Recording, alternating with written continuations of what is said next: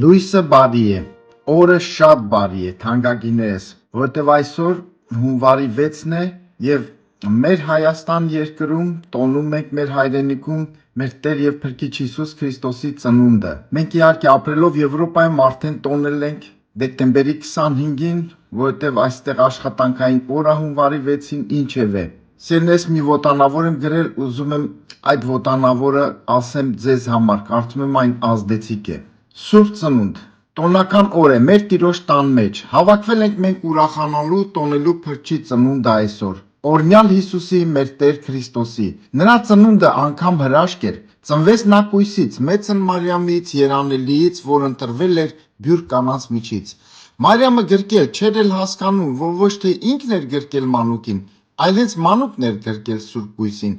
Արդյոք գիտեիր Մարիամ քո գրքում սքանչելին է, խորհրդակիցը ու հզոր Աստվածը, հավիտենության հայրը եւ իշխանն է նա խաղաղության։ Երանելի ես, որ համբույր տվիր, երկինքը կարծես պար բռնած լիներ, ուրախության ձայն, հայոց քոչարին, երկնային ձայներ, օրհնության երգեր, հրեշտակների բանակը երկիր էր եկել, բերդ պարն էր բռնել մսուրի շուրջը, որ չմոտենա նույնիսկ ոչ մի դև։ Անգամ մի աստղ էլ ծնվեց երկնքում,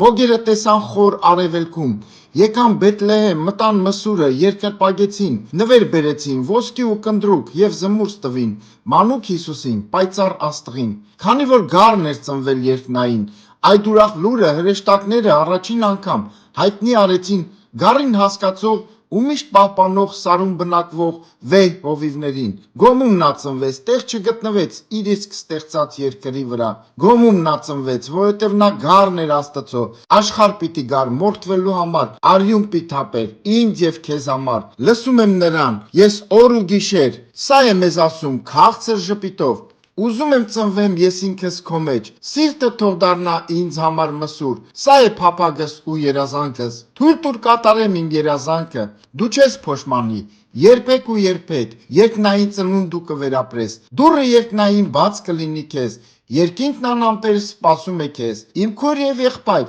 վերջին իմ խոսքը, սա է ինձ եւ ձեզ, Քրիստոս ծնվեց եւ մեզ հայտնվեց, մեզի ու ձեզի մեծ ավետիս է, ամեն։ Ամեն, լավ որ բոլորիս թանկագիներս։